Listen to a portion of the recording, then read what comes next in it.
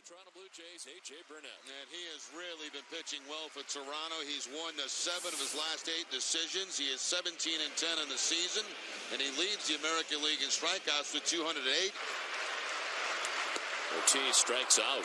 Josh Beckett, his former teammate of the Florida Marlins. Lowell goes around, strikes out. Swing and a miss. Lowry strikes out. 3 Ks for Burnett. Back to Burnett. To first, and he's out of it again.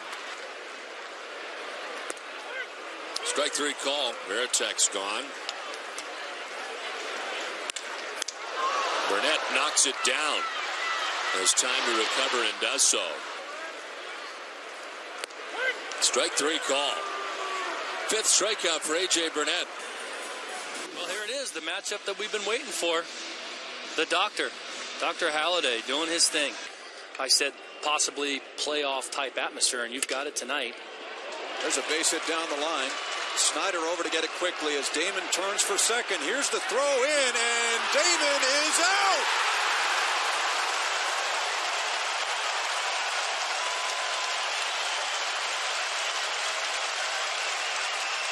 Joe Girardi out quickly, too. Well, Damon, he does what he does best is put the ball on the ground hard, in play. Nice play by Snider to pick the ball, turn around. Let's see if he's in there, though. 32-year-old AJ Burnett wears enemy colors tonight. He is 2-0 on the year, a 5.26 ERA. Wave and a miss. Kevin Cash goes down swinging in his first game as a Yankee. 2-strike pitch and a swing and a miss. Snider goes quickly. 0-2 pitch, strike 3 called. Say goodnight, Mr. Teixeira. Boy, Halladay is just mowing him down now. I believe, and try to put him away. There's the breaking ball, and that's a base hit down the line. Rios is in to score. Here comes Wells. Hop to second goes rolling, and it's 2-0 for the Blue Jays.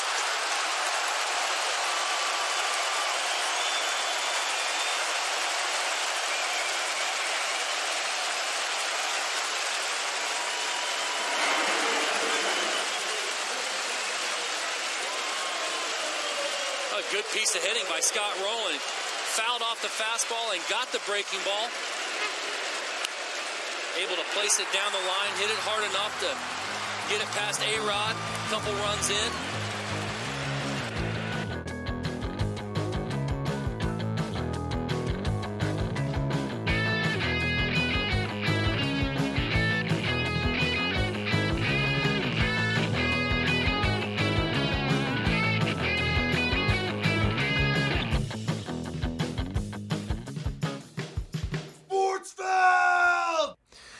It is Sportsfeld Storytime. We are looking back. We are looking back to the hottest ticket in town in 2009. Unbelievable. 12 years ago already. How's that possible? Oh my goodness. I was watching something today that referenced something being in... No, we were watching an old episode of 30 Rock.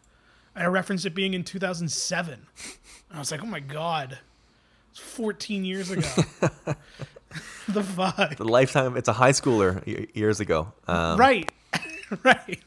Unbelievable. Crazy. It is just one of my favorite games. But before all my new favorite games, one of my favorite games ever. It is the Toronto Blue Jays hosting the New York Yankees. It is Roy Halladay versus AJ Burnett. The 23-12 Blue Jays. We talked about this in the last week's episode. 23-12 the Blue Jays were in 2009, and they never came close to sniffing a playoff spot. Man, when you look at, I think it's on Baseball Reference, and you go through the schedule, and they have the like pluses and minuses to mark the streaks. This Blue Jays team, that page is hilarious because the first month is a bunch of all these pluses. Then they hit like mid-June and mid-July, and it's just like multiple, like 8-9 loss streaks. It's brutal. That is life. That was life as a aughts Blue Jays fan. This is just how it went. Unfortunately, for worse or for worse. Yeah, just for argument's sake, on May 27th, they were on a 9-loss streak. They went from 8 loss streak, 27-15 to 28-23. Then they went back up. They got to 40-33, and then they would become a 500 team like 10 games later. It's crazy. Unreal. Crazy how this team just fucking tanked in July. Brutal. Absolutely brutal. As you mentioned, the Blue Jays were very good. The Yankees were still under 500 at the time. They come out of this game 15-17. I'll tell you, looking at these lineups, I think to the naked eye, there's one player that is still in the major leagues, which is hard to believe. What? Brett Gardner. Brett Gardner was on that team? Brett Gardner played center field and led off for the Yankees this day. Wow. That's crazy. Your Yankees starting lineup was Brett Gardner in center field, Johnny Damon in left, Mark Teixeira at first, Alex Rodriguez hitting cleanup and playing third. Hideki Matsui was your designated hitter. Nick Swisher would take over, pinch hit and DH later in the game. Robinson Cano, I guess he's still in the league. Isn't he suspended again? Yeah. So he's still in the league for sure. He played last year. I think he's a free agent. So that counts. Robinson Cano played second. Melky Cabrera, who did not play last year, I checked it, is your starting right fielder. Kevin Cash behind the plate, who would go on and is now the manager of the Tampa Bay Rays. And Ramiro Pena is your starting shortstop because Derek Sanderson Jeter was hurt for this game, which is something that I yelled about a lot from my seat, the right field line. There was a sort of, I don't know how well it works now that sort of we're older and, you know, the attitudes towards treating athletes has changed for the good. But there really was like an innocent, just mock people on the field. Oh, yeah. Time. The reason for that is because it's fun. Yes, absolutely true. This was the thing, is that it's fun to boo the Yankees. Especially in like fun ways. It's like reading, I think you introduced me to this, just reading facts about players. Yeah. Is the best way to heckle. Saying their town and their school and then not even really making it a heckle, just saying facts about them. It's very strange and jarring. Your Blue. I feel like that one would still work today. Yeah, who knows? Just facts. I'm not saying anything. I feel like next time I go to a Jays game, I just like to be quiet and be around the game. I say that I would agree, and then 3 beers. You're a booer. You got to boo. I'm not really a booer. You're 2 thumbs down. Boo. I yell. I disagree a lot. That's good stuff.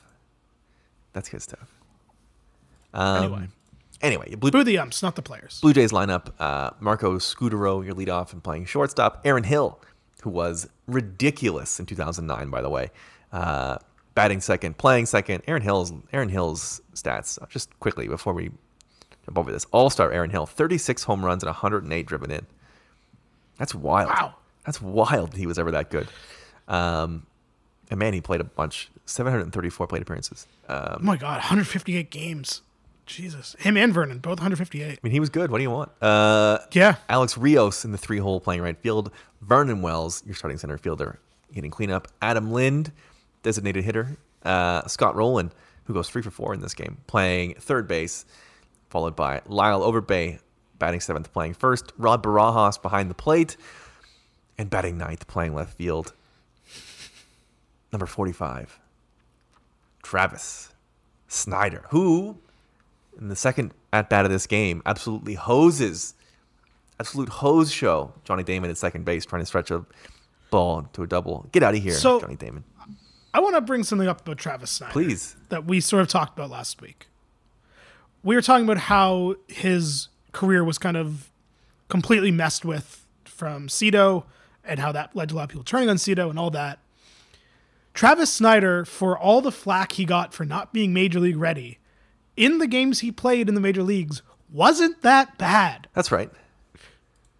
Like, we talked either in episode 1 or episode 2 about sort of the rewriting of the 2009 Blue Jays and how everything is terrible and how it's been rewritten in all our minds.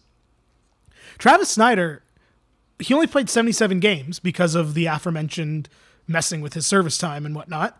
But, like, he OPS plus 95, 105 OPS plus the following season in only 82 games. Like, I'm not saying he was lighting the world on fire or anything, but, like, those aren't numbers of, like, well, you we can't use you on a major league roster.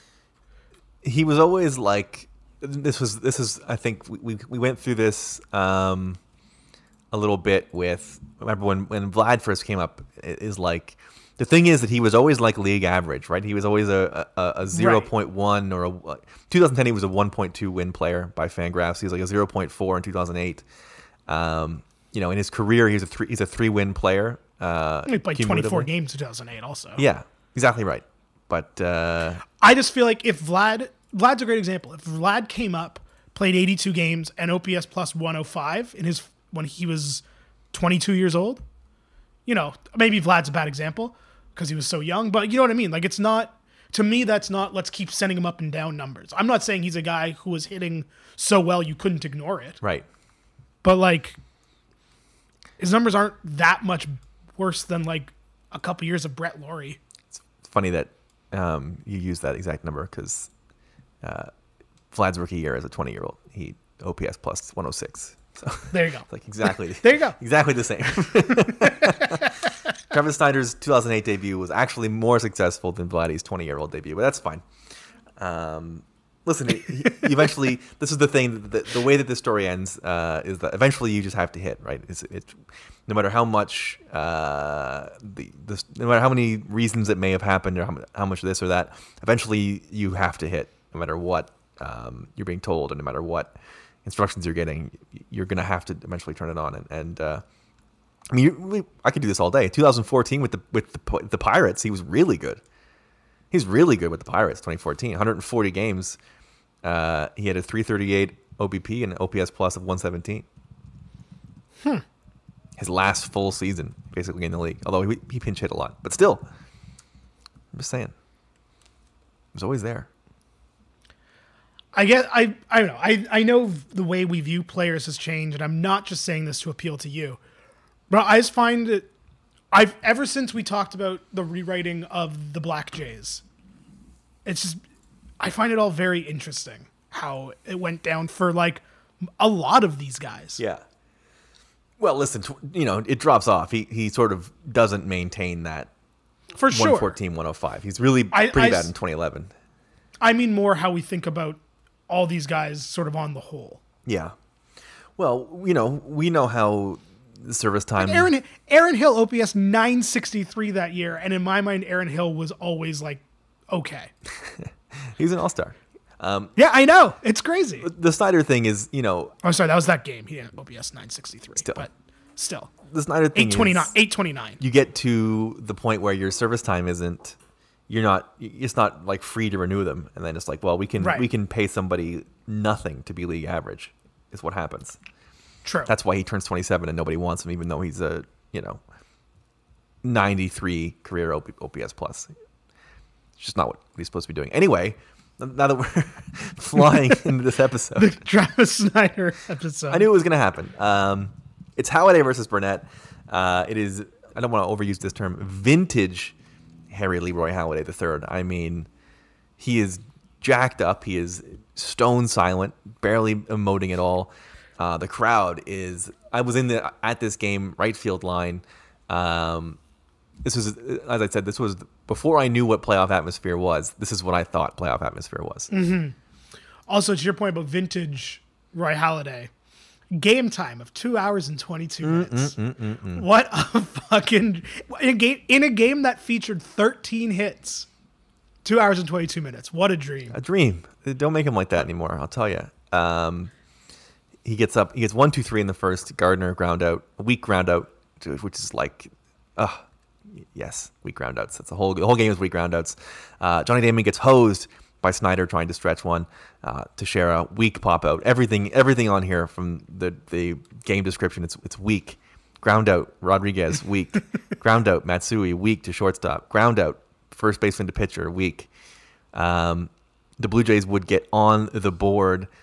It takes a while. This is the beautiful thing about this.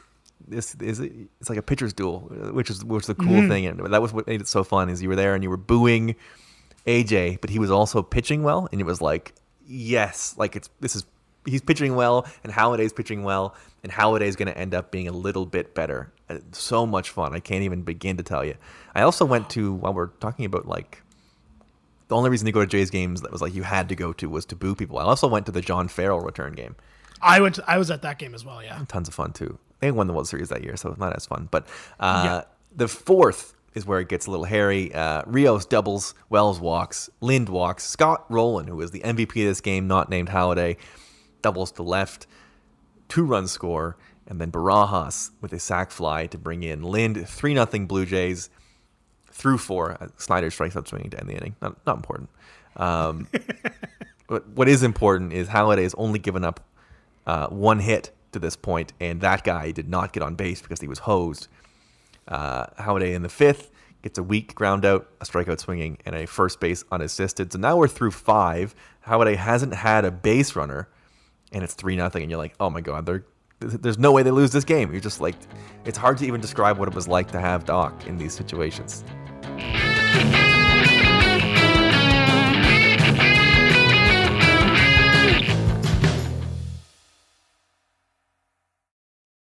It's like when you look at his stat line from this game, to go first of all to go to 7-1 on the season, so in May also, and then just like the 5-hit complete game, 103 pitches.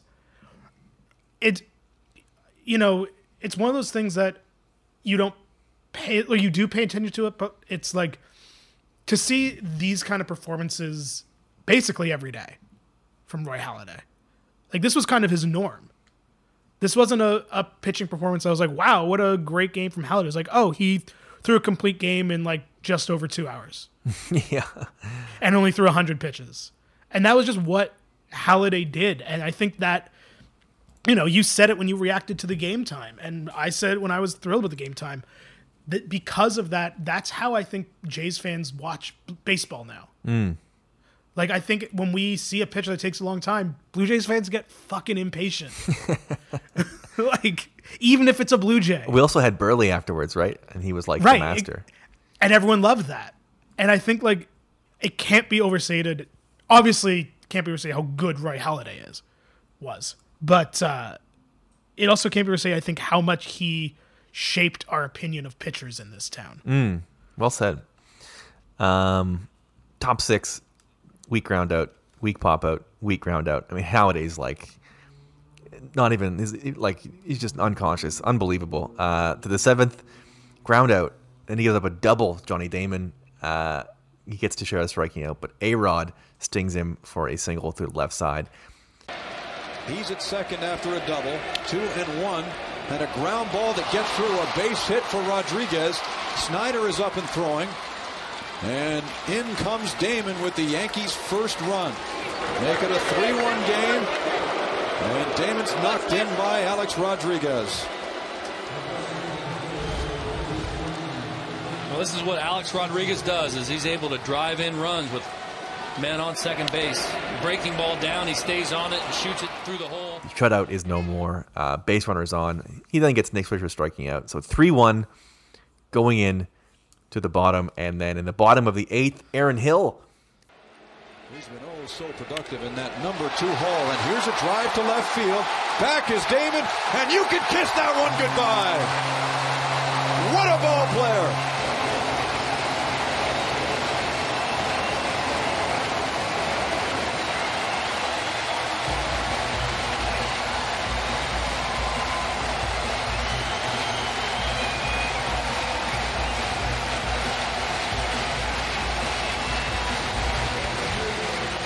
AJ Burnett, what you'll get is he'll miss his spots now and again, and he misses with a spot up. Hits a solo shot. Alex Rios walks. And by the way, looking back, walking this back, like in 2021, AJ Burnett is out of this game through 6 innings. Like there's no reason for him to be in the game in the 8th. But at this time, you wanted both these guys to throw a complete game. That was like what we were there to see, and the managers gave it to us. Hill hits a leadoff home run in the 8th. Rios walks, gets 2 outs, and then Rowland again, RBI single up the middle. Rios scores. That gets Burnett pulled, and this is probably the second highlight of this game beyond everything Jock does, is Burnett comes just short of a complete game, and we get to boo him off the field with 2 out in the 8th. So satisfying. So satisfying. It's funny, like, we've talked a lot about how, Kyle Lowry hasn't played in front of a Toronto crowd this year and how unfortunate that is. We are going to get, like, baseball where we don't get to boo guys off the field on a pitching change. That is one of the best. I think what that playoff game you and I went to with Cueto and the whole crowd just ragging on him. And, like, that is an underrated baseball thing. Mocking pitchers. 47,000 people mocking one pitcher is an underrated baseball thing. Absolutely correct. Absolutely correct. That does it for Burnett.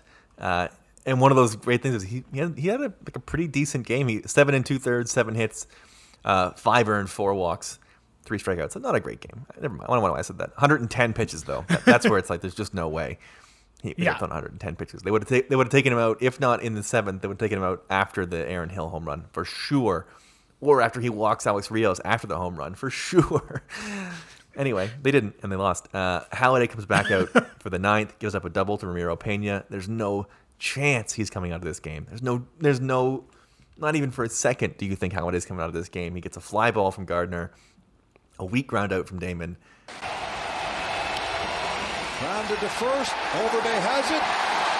And witness the master wielding his magic tonight against the Yankees. Roy Halladay, a complete game victory. And a ground out, first base, unassisted from Teixeira. That is your final. Blue Jays 5, Yankees 1. Halladay 9 innings, 5 hits, 1 earned, 5 Ks. And you knew, Jake, 0 walks. I mean, obviously. Of course. He didn't walk anybody. Walk a batter? He faces 30 batters in 9 innings. Man, and all with only 5 strikeouts. 103 pitches. Fucking gem. 103 pitches, only 6 swinging strikes. Unbelievable. 17 ground balls, 8 fly balls, only 5 line drives. 23 strikes looking just like crazy. 43 strikes by contact strikes. Balls put in play or fouled off. Just vintage Halladay. All you can possibly ask. And as you mentioned before, this will be his last season with the team. One of his final great starts. 2009, Roy Halladay vanquishing AJ Burnett because he was cursed anyway. Yeah. And a mighty cheer went up. Just a ton of fun. I remember this game so fondly. Just a ton of fun to be there and to. It's one of those ones where at the time it was one of the games where like you dream on 2015 happening and you dream on like, man, this team is good right now, and if they are able to keep this going and Snider pans out and Wells turns it around and Hill keeps it going and Lynn can turn it around, like if you were one of those ones we always used to do with the Blue Jays is if like 7 ifs in a row all hit, we're going to be a great team. Ricky Romero was on this rotation, so you're like, oh my God, maybe there's a chance. But it's funny you say how the next time we got something like this in Toronto was the John Farrell game, and then the Red Sox won the World Series. Because the Yankees sure showed us. I mean, whatever.